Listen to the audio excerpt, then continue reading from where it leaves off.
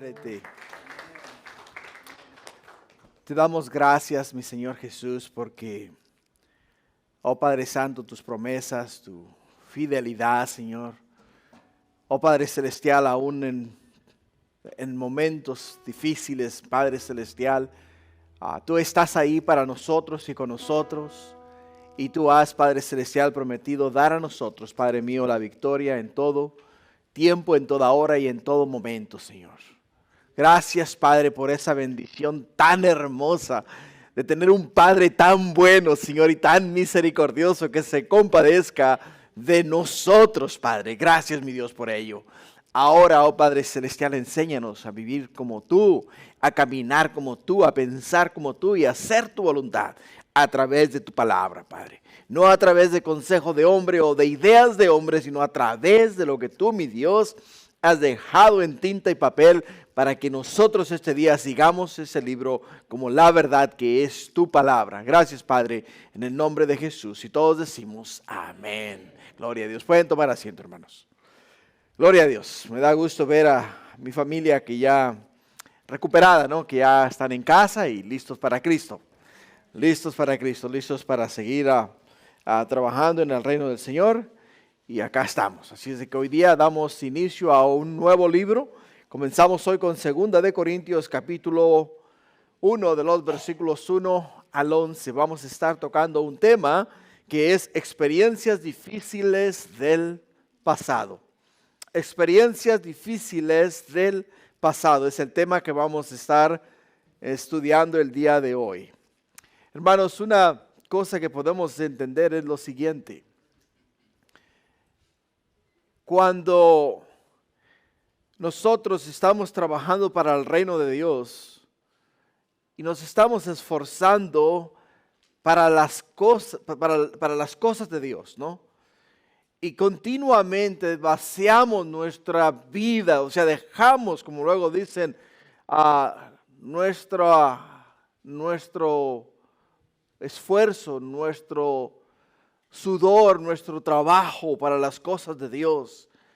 Y nos esforzamos al máximo y lo damos todo. Y entonces por atrás vienen personas hablando mal de nosotros, de lo que hacemos, de la manera en la cual trabajamos para el reino de Dios, de la manera en la cual hacemos las cosas. En los negocios de Dios comienzan a murmurar de lo que estamos haciendo, comienzan a hablar acerca de las cosas que estamos llevando a cabo. Y cuando nos enteramos de tales comentarios, como que nos tumban la moral, ¿no? Como que nos sentimos así medio apachurrados. Y eso es exactamente lo que estaba pasando con el apóstol Pablo. El apóstol Pablo recibe una carta de Corinto diciéndole, la iglesia está en problemas. La iglesia está en problemas, hay división en la iglesia, hay inmoralidad en la iglesia. Están abusando los dones del Espíritu Santo. Se están olvidando de los principios bíblicos que fueron impartidos a ellos a través del Espíritu Santo e incluso dice, han estado malinterpretando las Escrituras a tal grado que ya ni siquiera respetan la cena del Señor.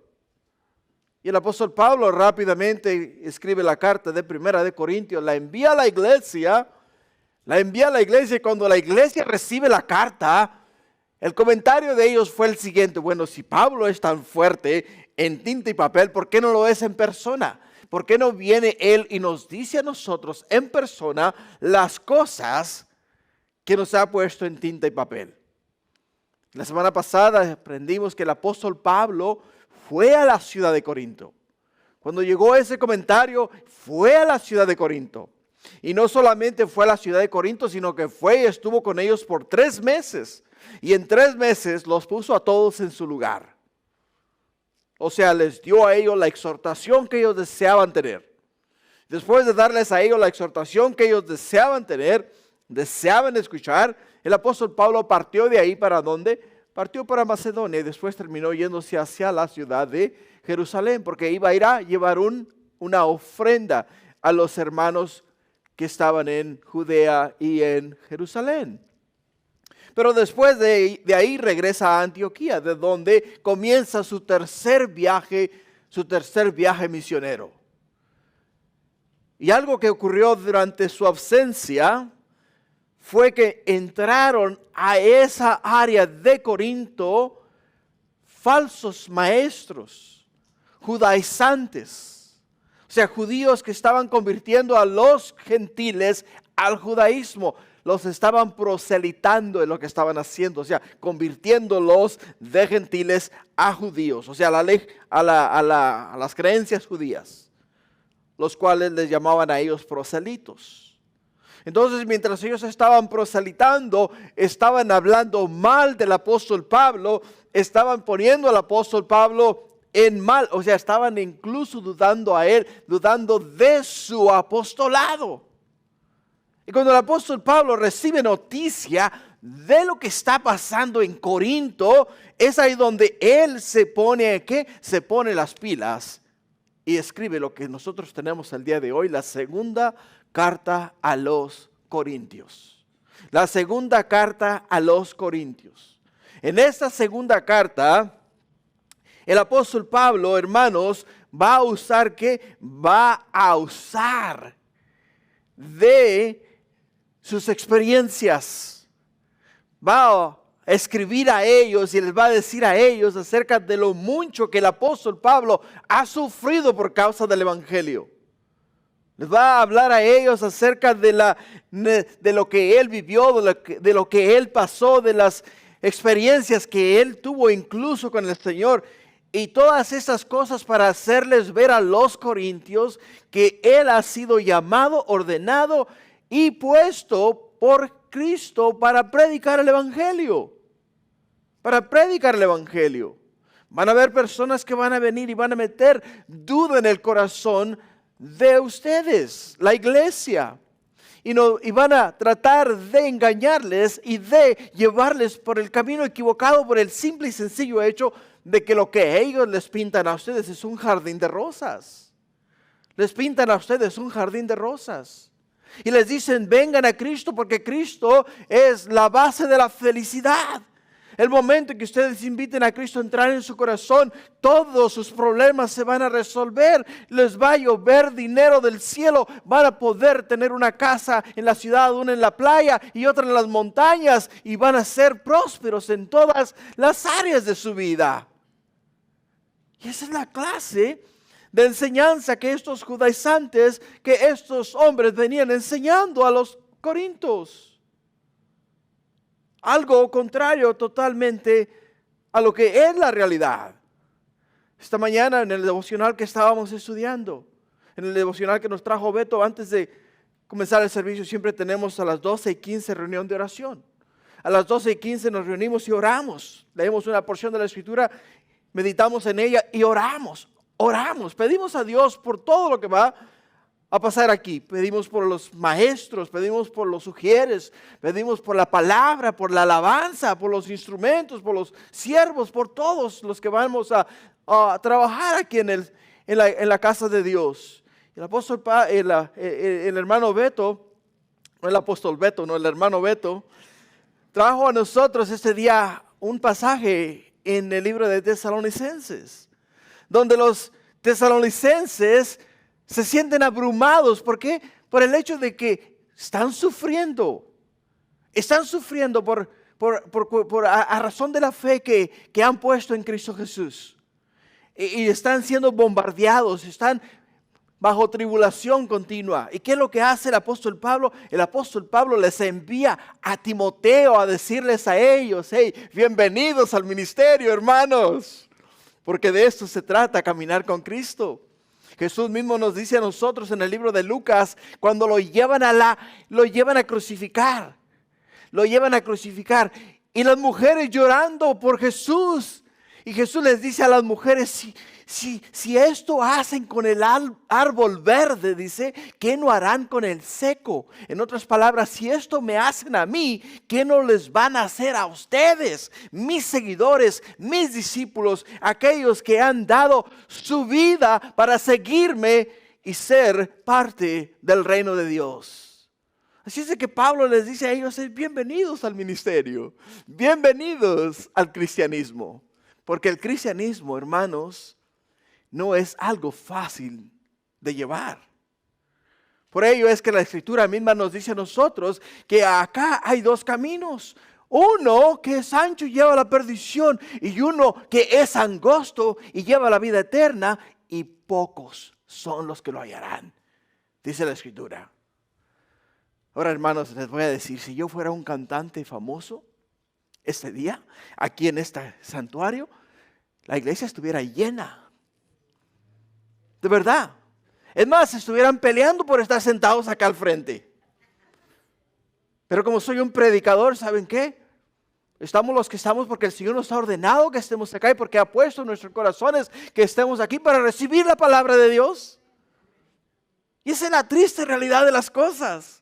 ¿Por qué, hermanos? Porque nosotros buscamos a Dios, por amor al prójimo y por amor a la palabra del Señor. Y ahí es donde podemos ver la diferencia entre los que caminamos para Cristo y los que caminan conforme a la voluntad del mundo.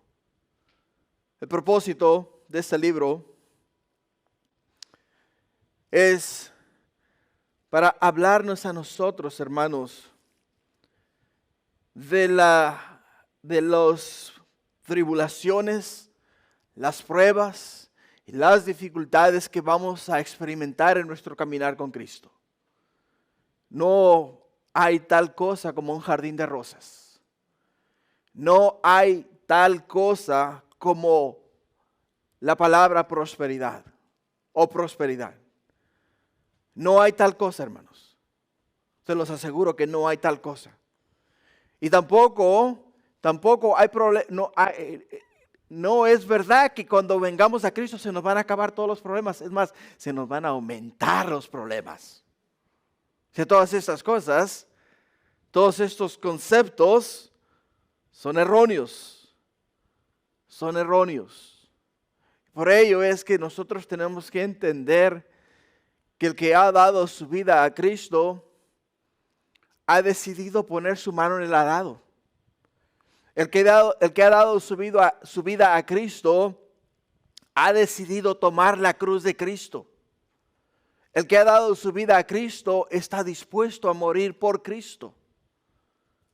Y el que ha dado su vida a Cristo tiene la esperanza de la resurrección y la vida eterna, porque Jesús dijo y dice que Él va a venir ¿a qué? Él va a venir a transformarnos, a resucitarnos, a darnos el don de la vida eterna, hermanos. Por ello, es que vamos a aprender acá en este libro que muchos falsos maestros se levantaron en los días del apóstol Pablo y muchos falsos maestros se levantan o se están levantando en los días en los cuales nosotros estamos viviendo. Tenemos que ser sabios. Tenemos que discernir entre lo verdadero y lo falso. Tenemos que discernir entre lo bueno y lo malo. Tenemos que pasar todo lo que se nos dice a nosotros por las Sagradas Escrituras. Si nos enseñan algo respecto al cielo y nos dicen a nosotros que tenemos que hacer ciertas cosas para llegar al cielo, tenemos que ver dónde encontramos ese mensaje en la palabra de Dios. Y si ese mensaje es corroborado aquí en la palabra de Dios y cada uno de nosotros puede mirar con claridad que lo que nos dicen a nosotros es verdad, tenemos que tomarlo como de parte de Dios. Pero si no está en la palabra de Dios, dice la Escritura, observarlo todo, o sea, retener lo bueno y desechar lo malo. Desechar lo malo es lo que tenemos que hacer, hermanos. Segundo de Corintios es lo que se conoce como una carta de lágrimas o una carta escrita con lágrimas. Con lágrimas. Porque el apóstol Pablo, cuando escribe esta carta, que le llega la noticia acerca de lo que está pasando en Corinto, lo único que él sintió fue llorar, llorar, llorar y llorar. Por ello es que comienza hablándonos acerca de que dice, bendito el Dios y Padre de nuestro Señor Jesucristo, Dios de misericordia, que nos consuela en todo tiempo y en toda situación. Empieza de esa manera el apóstol Pablo. Una carta de lágrimas, una carta escrita con lágrimas. Por ello es cuando estamos leyendo a través de esta carta del libro de Corintios, te exhorto a que escudriñes. Yo voy a través del Espíritu Santo hacer lo mejor de lo mejor. Voy a poner todo lo que esté de mi parte para poderte dar entendimiento y claridad respecto a lo que la palabra de Dios dice, pero el Espíritu Santo tiene una mejor enseñanza y Él te puede hablar aún mejor que lo que yo te puedo hablar a ti, pero tenemos que pasar tiempo en la palabra de Dios. Recuerda que nos vamos a llevar lo que nosotros queramos invertir. Si invertimos nosotros aquí en la segunda carta a los Corintios, hermanos, todo, 100%, te lo puedo garantizar que vamos nosotros también a llevarnos 100% de lo que demos, de lo que invirtamos en esta porción de la palabra de Dios. Así es de que observa bien el corazón de Pablo en cada renglón. Observa cada palabra del apóstol Pablo en cada frase, en cada capítulo, y pone mucha atención para que tú aprendas y veas cómo este hombre, mientras escribía esa carta, no cesaba de sollozar, de llorar, de clamar, de pedir, de rogar a Dios por ellos, por la iglesia. Que esa debe de ser diariamente y continuamente, hermanos, nuestro sentir, nuestro corazón. Clamar a Dios en todo tiempo, en toda hora, por todos y cada uno de nuestros hermanos. De nuestros hermanos. Debemos llorar a cántaros delante de Dios, intercediendo y clamando por el beneficio y el bienestar de nuestros hermanos, especialmente en el ámbito espiritual. En el ámbito espiritual, la palabra de Dios dice: ¿de qué le sirve al hombre ganar este mundo y perder su alma?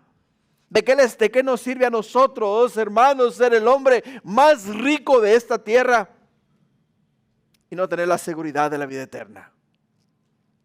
No tener la seguridad de la vida eterna. Uno de mis tíos tenía 2,000 hectáreas de tierra.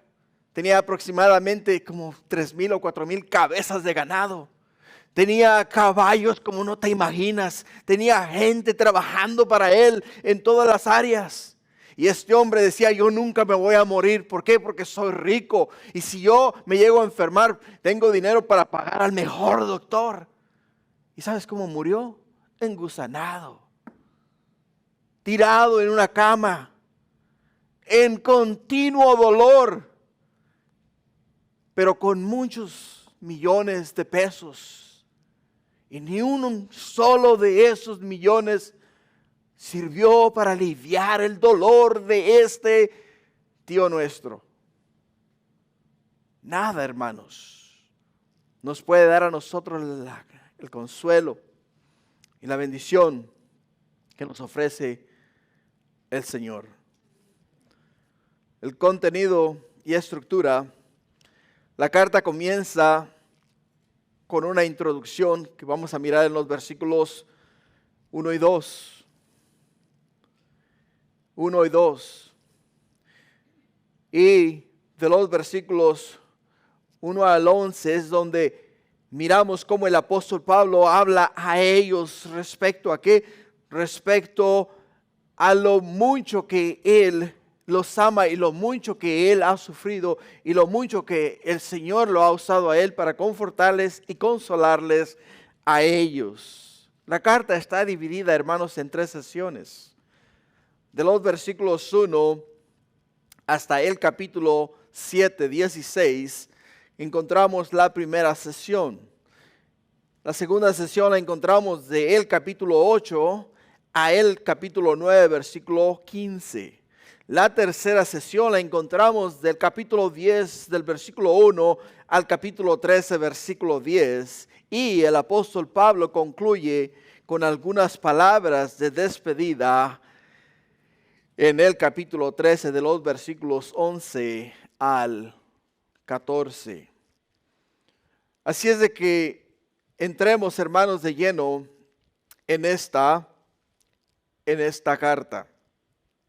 Para aquellos que les gusta tener fechas acerca de cuándo fue escrita esta carta, no tenemos exactamente la fecha de ella, pero se cree que se escribió entre el año 54 y el año 57 después de Cristo. Y según se cree, esta carta la escribió el apóstol Pablo en la ciudad de Macedonia, para ser más precisos, en la ciudad de Filipo, desde donde él envió esta carta a los corintios. Así es de que el tema de hoy, experiencias difíciles del pasado, que es lo que nos va a nosotros a contar el apóstol Pablo, para que aprendamos acerca de lo mucho que se sufre por el Evangelio y por causa del Evangelio. Primer punto de este día, salutación a los Corintios, versículos 1 y 2. Pablo, apóstol de Jesucristo por la voluntad de Dios, y al hermano Timoteo y a la iglesia de Dios que está en Corinto, con todos los santos que están en toda Acaya. Gracia y paz a vosotros, de Dios nuestro Padre y de el Señor Cristo Jesús. La salutación de una carta griega casi siempre comenzaba con la identificación del autor y un saludo cortés. Podemos ver acá que Pablo se introduce, dice que él es Pablo. Y no solamente él es Pablo, sino que él es apóstol de Cristo Jesús. Y no por la voluntad de hombre, sino por voluntad de Dios. La palabra apóstol se refería a que él había sido enviado por un ser superior en una misión importante y definida. El apóstol Pablo les dice a ellos: yo como apóstol soy enviado. ¿Por quién? Soy enviado por Dios. Soy enviado por Dios a enseñarles a ustedes el camino a la vida eterna, por el hecho de que me ha dado a mí el Espíritu de Dios a través de Cristo Jesús el título de apóstol, para hablarles a ustedes acerca del Evangelio, las buenas nuevas de salvación.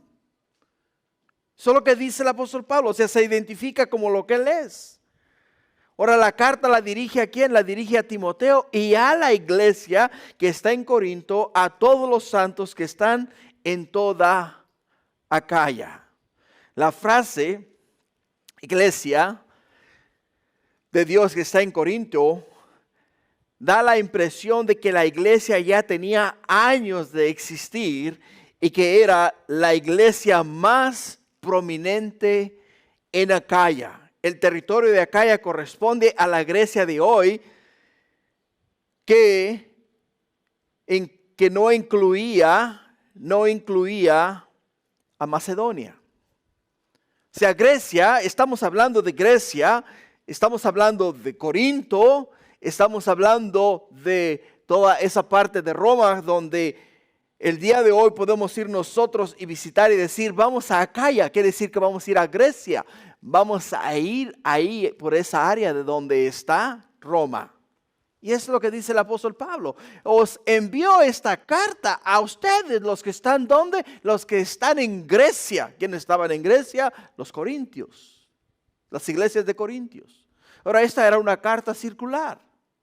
Una carta circular es una carta que se envía específicamente a una ciudad, pero se espera que la carta vaya de ciudad en ciudad, circulando y llevando el mensaje escrito en la carta para todos los creyentes en Cristo Jesús. Y eso es lo que podemos ver en esta carta. Las tres palabras destacadas por Pablo en el saludo son: la primera, gracia. La primera palabra destacada acá es gracia, que viene de una raíz que significa dar gozo y placer. En la antigüedad, el gozo era la emoción de ser despertada, era la emoción que se despertaba por la gracia. Pablo la veía como el amor de Dios que daba perdón a través de la persona de Cristo Jesús. En otras palabras, la palabra gracia es favor inmerecido a nosotros, los seres humanos, a través de la persona de Cristo Jesús. Y el hecho de que cuando nosotros recibimos el favor inmerecido nos causa emoción, nos causa alegría, nos causa agradecimiento. Y cuando el apóstol Pablo dice gracia, dice: quiero que ustedes se gocen en el hecho de que han sido perdonados por sus pecados a través de la persona de Cristo Jesús, que derramó su sangre en la cruz del Calvario para pagar por vuestros pecados y dar a vosotros esperanza de vida eterna en Cristo Jesús. Lo que está diciendo el apóstol Pablo. La segunda palabra que vemos acá es paz, que tiene que ver con nuestra relación con Dios y con otras personas. Gracia y paz. ¿Han recibido favor?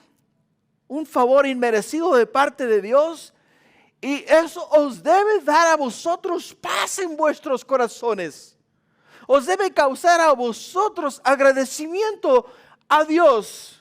Y no solamente eso, tener la seguridad de que podemos caminar quitados de la pena en esta tierra. Que si el día de mañana morimos en esta tierra, vamos a abrir los ojos en la presencia de Dios el momento que los cerremos en este mundo. Y eso es lo que les dice a ellos. Esa paz es la que debe de haber en vosotros. Esa paz. Ahora, la paz no es la esencia de conflictos. No es la ausencia de aflicción y conflictos, sino la presencia de Dios en el corazón y la vida de los creyentes. O sea, hermanos, el hecho de que tengamos la paz de Dios en nuestros corazones no quiere decir que no vamos a tener aflicciones. El hecho de que tenemos la paz de Dios en nuestros corazones no quiere decir que no vamos a tener conflictos. Los vamos a tener. Y van a haber muchos conflictos en nuestras vidas. Van a haber muchos problemas en nuestras vidas. Pero la paz de Dios, que sobrepasa todo entendimiento, nos ayuda a nosotros a sobrepasar estas situaciones en nuestra vida. Ahora, la fuente de gracia y de paz es Dios nuestro Padre y el Señor Jesús. Así pues, recibimos la gracia de Dios, que es una bondad inmerecida que nos da paz en nuestros corazones. La tercera palabra que se destaca en este saludo es Dios nuestro Padre. Dios nuestro Padre. Y Dios nuestro Padre es una expresión que tanto Pablo como Jesús hacen sobresalir como un concepto puramente cristiano. Ninguna otra relación concibe a Dios en una manera tan elevada, tan íntima, como lo hace aquí el apóstol Pablo, hablando acerca de nuestra relación única y personal con Dios Padre. En el Islam usan la palabra Dios 99 veces. pero en ninguna de ellas hablan acerca de una relación íntima y personal con el Padre. Porque no la tienen. No la tienen. Los judíos no se atreven a hablar o a mencionar el nombre de Dios. No lo hablan. Cuando un judío, hermanos, está estudiando la Torah, o sea, los primeros 5 libros de la Biblia, y llega al nombre de Dios, o sea, Yahweh, llega al nombre de Dios, antes de leer ese nombre, va y se baña 3 veces. Después de bañarse 3 veces, después de limpiarse 3 veces, entonces viene y con mucho temor y con mucho temblor en su corazón, hace mención de la palabra Yahweh o Adonai de Dios. O sea, pero no lo hace con aquella intimidad como lo hacemos nosotros. Cuando nosotros nos acercamos a Dios y decimos: Padre nuestro que estás en los cielos, santificado sea tu nombre. Venimos a Él como nuestro Padre. Como nuestro Padre, una relación íntima y personal de padre a hijo. Y eso es lo que nos dice el apóstol Pablo a nosotros acá en estos versículos. Dice: yo, Pablo, apóstol de Jesucristo, dice, por la voluntad de Dios. Y esta carta es a mi hermano Timoteo y a la iglesia que está en Acaya. Gracia y paz, dice, a vosotros de Dios nuestro Padre, de Dios nuestro Padre y de el Señor Jesucristo. Y del Señor Jesucristo. Sea la gracia, la paz y nuestra relación con el Padre vienen a nosotros a través de Cristo Jesús. A través de Cristo Jesús. Por ello, hermanos, es que para nosotros es de suma importancia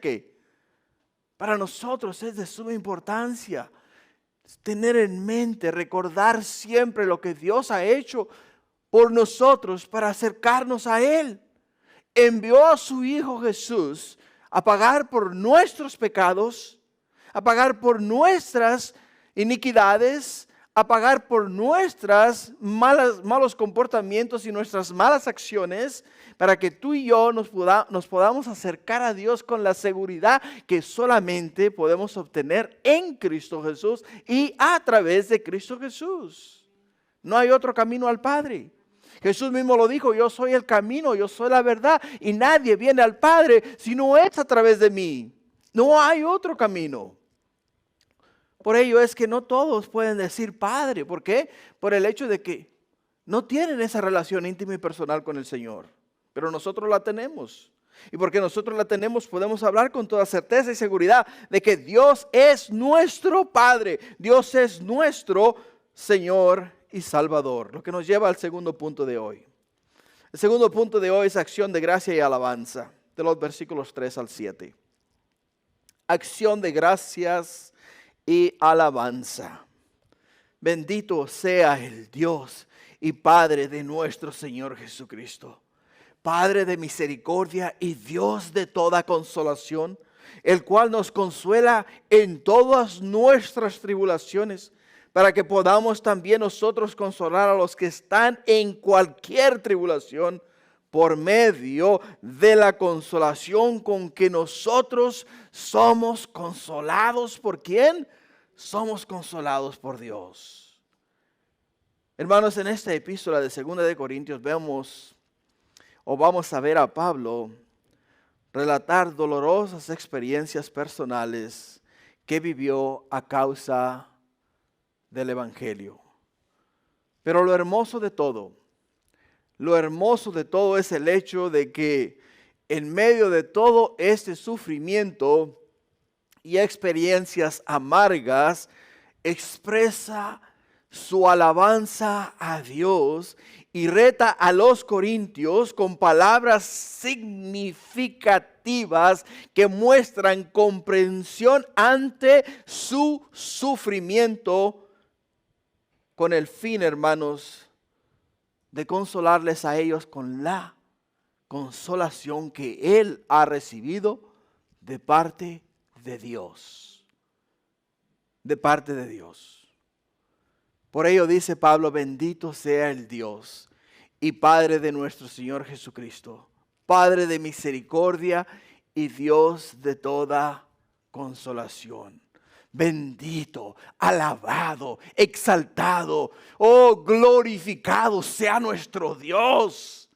Sea nuestro Dios, dice, Padre de nuestro Salvador y Redentor, Cristo Jesús, es lo que está diciendo, que es un Padre de misericordia, alguien que se compadece de nosotros, que sabe nuestras debilidades, que sabe nuestros dolores, que conoce nuestras aflicciones, que conoce nuestro sufrimiento y se compadece de nosotros, nos conforta, nos consuela, nos anima, nos levanta y nos da esperanza para seguir hacia adelante, para seguir hacia Jesús.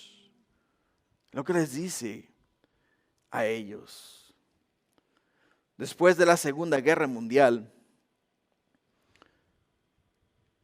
se encontraron las siguientes palabras escritas en la pared de una celda, de una prisión, y que expresaban dicha confianza y decían, creo en el sol aun cuando no brilla.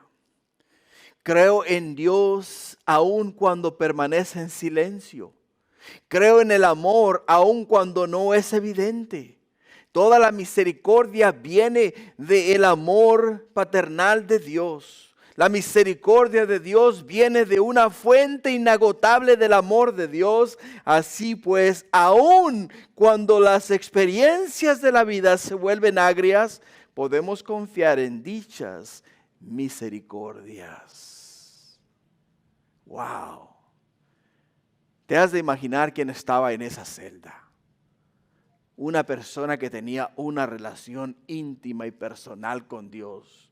Una persona que confiaba en la misericordia de Dios, que confiaba en el amor de Dios, que confiaba ciegamente en que Dios, aunque estuviese él o ella en esa celda sin esperanza alguna, su esperanza era que cuando cerrara los ojos en esta tierra, los iba a abrir en la presencia del Altísimo, los iba a abrir en la presencia de Dios. Qué glorioso, ¿no? Qué glorioso. Ahora, hay algo acá que nos debe de conmover a nosotros. Dice, el cual nos consuela en todas nuestras tribulaciones. En todas, hermanos. Hay algo que tú estés viviendo, que tú estés pasando, lo cual Dios no tenga noción de ello. No hay nada que Dios no sepa que tú estés viviendo, que tú estés pasando, que Dios no tenga noción de lo que estés pasando. Tú dirás, bueno, no veo a Dios, no siento la mano de Dios, no oigo la voz de Dios, no escucho la palabra de Dios, necesito ayuda, necesito consuelo. Pero Dios está ahí contigo, está ahí contigo, te está confortando, te está consolando continuamente. Por ello dice el apóstol Pablo, una vez que tú y yo hayamos experimentado la paz de Dios, la misericordia de Dios, la consolación de Dios, dice, es nuestro trabajo. Dice, para que podamos también nosotros consolar a los que están en cualquier tribulación por medio de la consolación con que nosotros hemos sido consolados por Dios. De la misma manera que Dios te ha ministrado a ti, ministra a las demás personas. Si tú estuviste enfermo y alguien te llamó, hermano, hermana, ¿cómo está? ¿Puedo orar por usted? ¿Cómo oro por usted? Pues ahora que ya estás bien, date a la tarea de llamar a alguien que está enfermo y decirle las mismas palabras. Hermano, hermana, ¿de qué manera le apoyo? ¿De qué manera le ayudo? ¿Cómo puedo orar por usted? Tenemos que confortar y consolar, hermanos, con las mismas palabras. Ahora sobresale en estos versículos la palabra consolación. La palabra consolación, que en griego quiere decir paraklesis. Paraklesis. Se acostumbraba a pensar en estas palabras como si fuera una droga para disminuir el dolor, pero el sentido que se le da en el Nuevo Testamento es más bien un sentido de fortalecer al hombre. fortalecer al hombre. Más que sencillamente suavizar la herida, la consolación nos fortalece y nos ayuda a aguantar y sobresalir de la aflicción. Por ello es que dicen que las palabras sabias y entendidas en ocasiones son mejor que la medicina. Porque cuando tú te sientes todo caído, todo desanimado, y alguien viene y te habla palabras sabias, palabras de Dios, te levanta el ánimo, te dan ganas de vivir, ganas de seguir luchando, ganas de seguir adelante.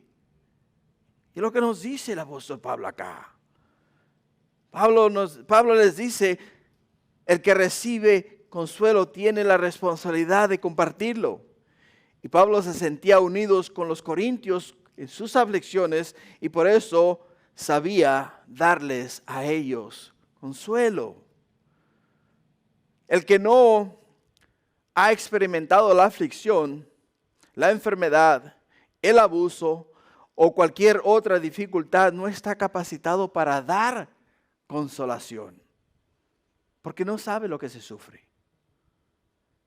Si tú estás sufriendo, y el Señor te levanta y te saca de la enfermedad, del problema, de la prueba, de la situación en la cual tú te encuentras, te puedes relacionar con aquella persona.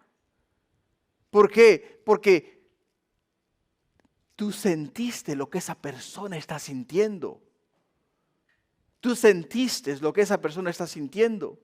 Por eso que cuando se le ministra a una persona que está en drogas, el mejor ministro para ministrar al drogadicto es el que ha pasado por drogadicción.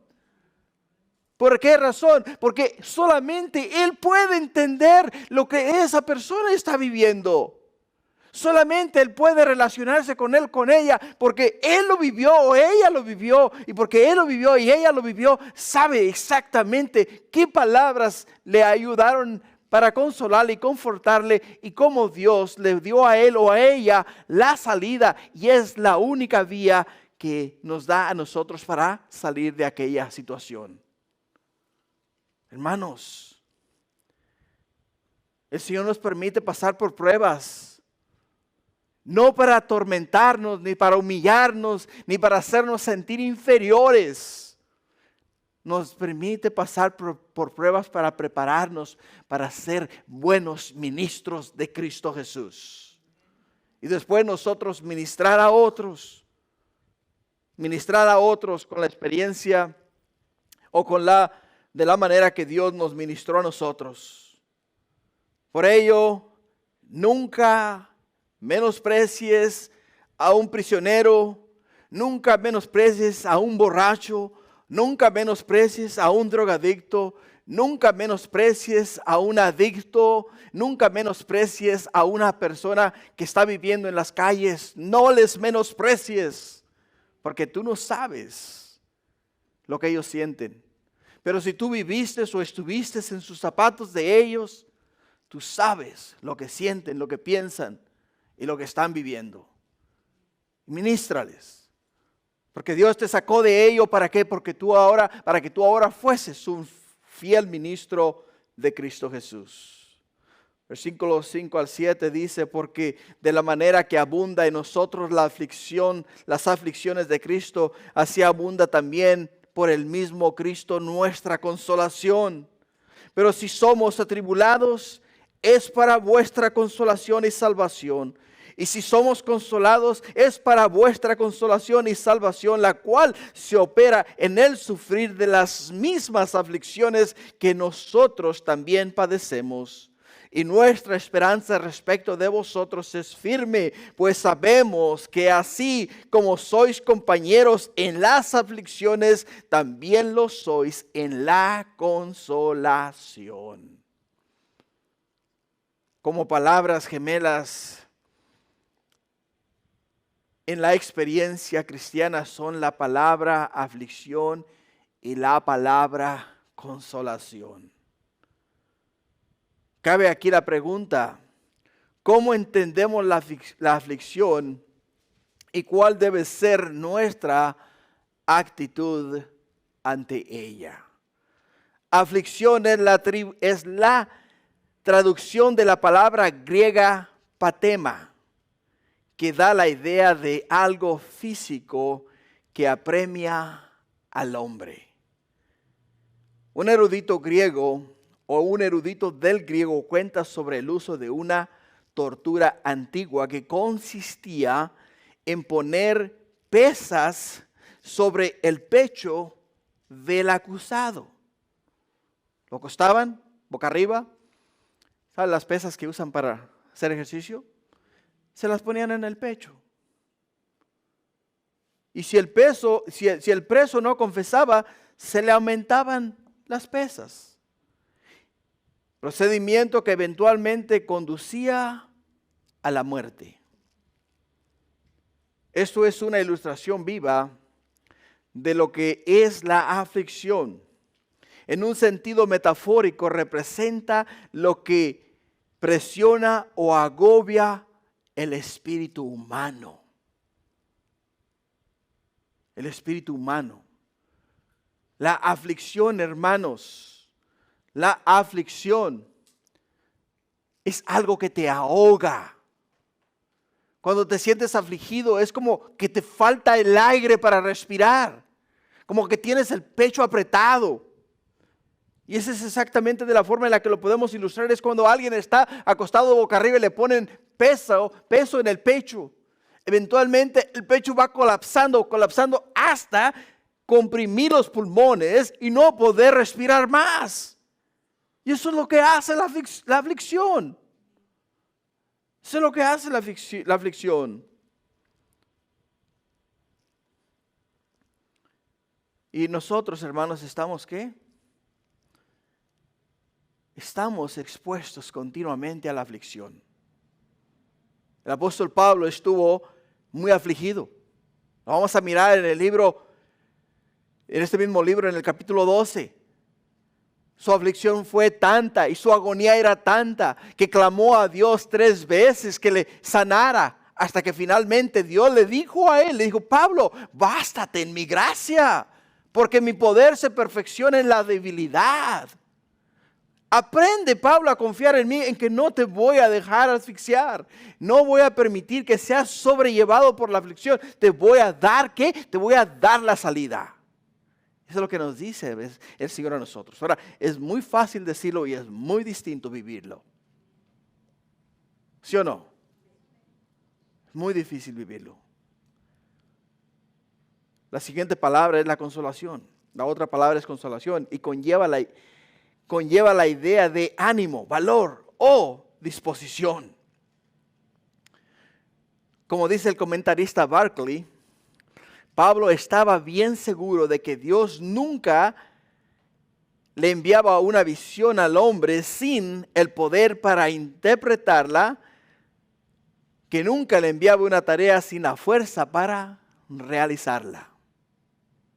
Por ello el apóstol Pablo escribe que no nos ha sobrevenido prueba que no sea común a todos los hombres, pero que fielmente es Dios, que fiel es Dios, que juntamente con la prueba nos da ¿qué? La salida.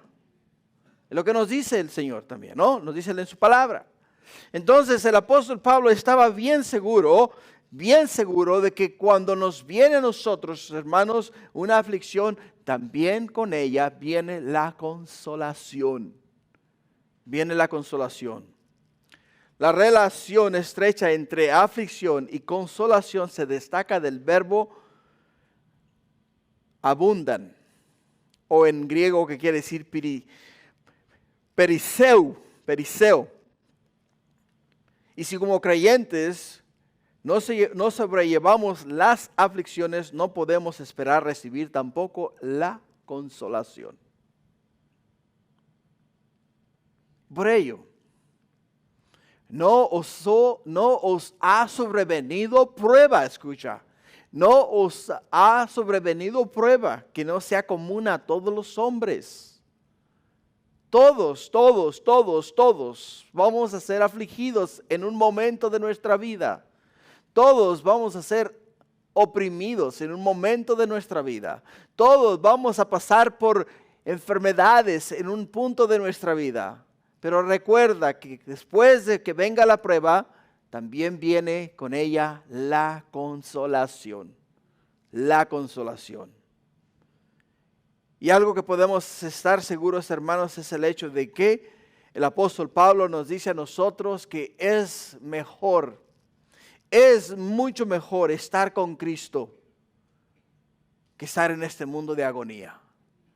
Así es de que si nos acercamos a su trono, si nos acercamos a su gracia, si nos acercamos a su presencia, gloria a Dios.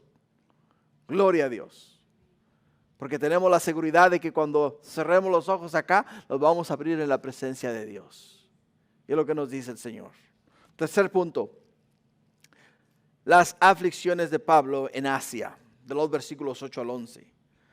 Dice en el versículo 8, porque hermanos, no queremos que ignoréis acerca de nuestra tribulación que nos sobrevino en Asia, pues fuimos abrumados sobremanera más allá de nuestras fuerzas, de tal modo que aún perdimos la esperanza de conservar la vida.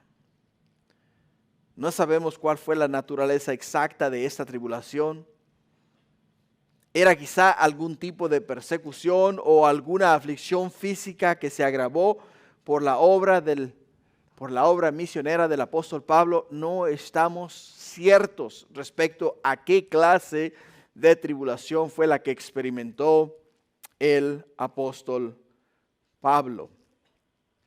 Hay al menos 5 sugerencias en esta tribulación, pero recuerda, son sugerencias. Sugerencias y nada más, porque no estamos al 100 en este asunto. Asia es la que el día de hoy conocemos como Turquía.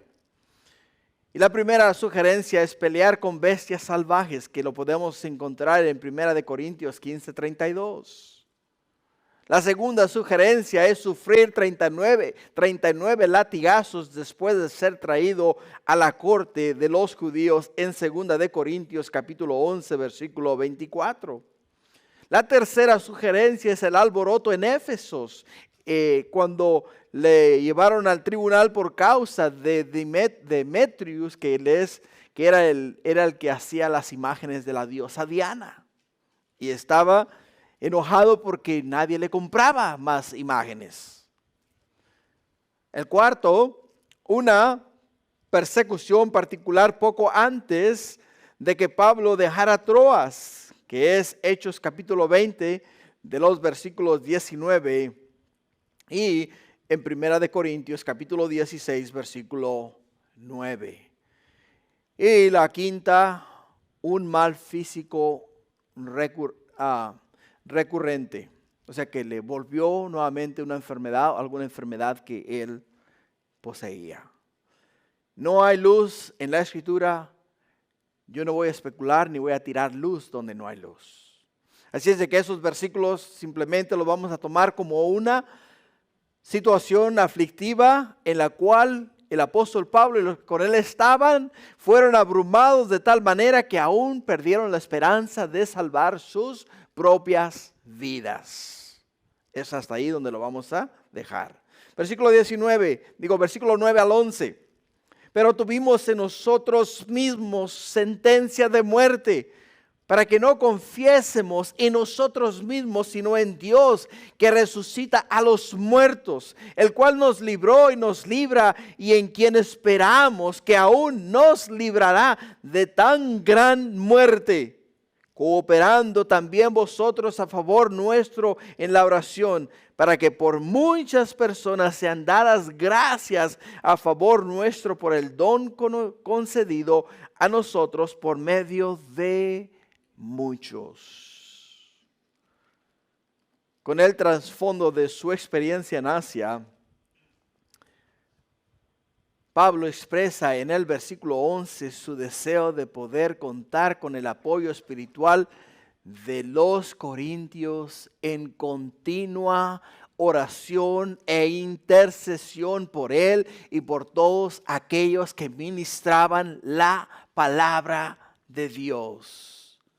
Hermanos, la oración intercesora es una estrategia cristiana para prevenir que los problemas y las pruebas vengan y hagan daños irreparables.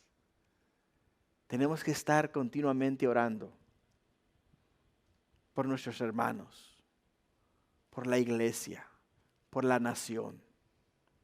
¿Por qué crees que estamos en las condiciones en las cuales estamos el día de hoy en esta nación?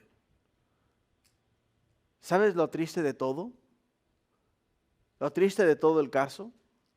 Y me duele en el corazón decirlo de esta manera. El estado de California tiene aproximadamente 50 millones de habitantes. 50 millones de habitantes. La proposición 1 hablaba acerca de abortar, de las mujeres tuvieran el derecho de abortar a su niño hasta el momento de nacer e incluso 2 semanas después de haber nacido. Si la madre después de que el niño nacía, después de 2 semanas no lo quería, los doctores tienen el derecho, porque pasó, tienen el derecho de quitarle la vida a la criatura. Y estuvo en la boleta de elección. De los 50 millones de habitantes en el estado de California, 300,000 habitantes solamente votaron no o en contra de esa proposición. 300,000. ¿Dónde está la iglesia? ¿Dónde está la iglesia? ¿Dónde? ¿Hay nada más 300,000 cristianos en este estado, hermanos? ¿Qué pasa? O sea, no estamos fervientes en oración, no estamos constantes en intercesión, no estamos pidiendo a Dios para que Dios se glorifique y se manifieste en esta nación, en este estado y en el mundo entero. Y a razón de eso estamos viendo lo que está pasando. El apóstol Pablo dice, les doy gracias a ustedes porque han estado fervientes y constantes orando por mí, orando por la iglesia, orando por el ministerio. Y gracias a sus oraciones Dios nos ha salvado la vida y estamos aún aquí con ustedes. ¿Para qué? Para seguirles ministrando la palabra de Dios. Hay algo, hermanos, que de verdad me duele mucho en el corazón decirlo de esta manera. Pero es la realidad. En el libro de Éxodo, comenzando el libro de Éxodo, encontramos que el pueblo de Israel crecía y aumentaba y se hacía más fuerte que los egipcios. Y Faraón, al mirar la amenaza, envió matar a todos los niños de los judíos. A todos.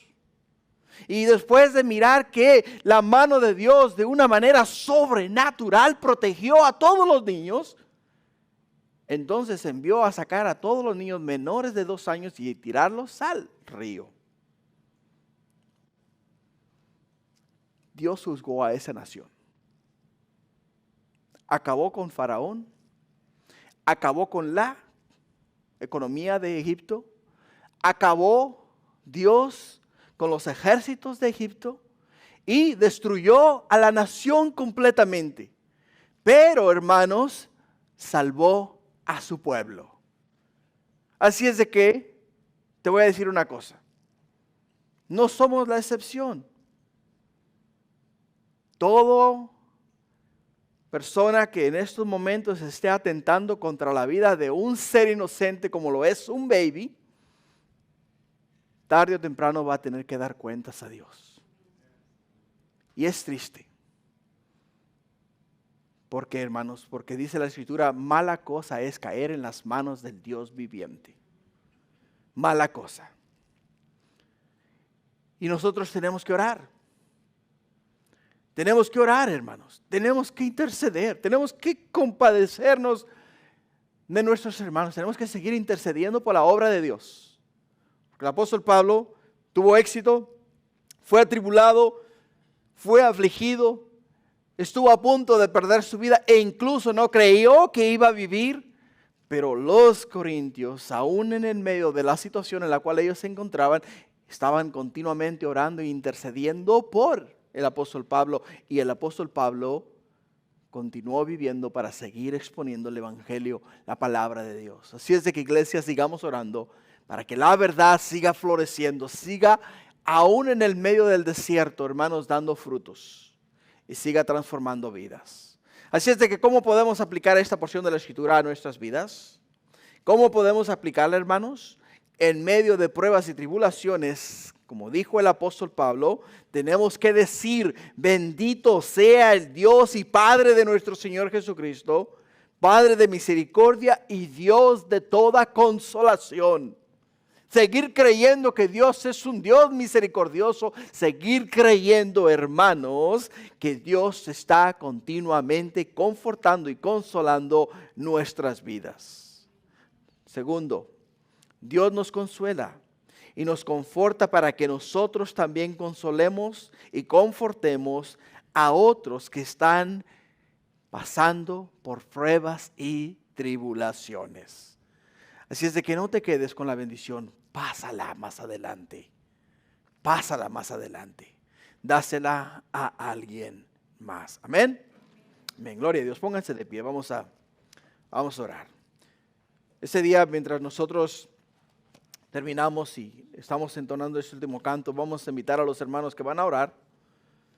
Si pueden, por favor, pasar al frente. Y aquellos que tengan necesidad de oración, por favor, no te vayas como veniste.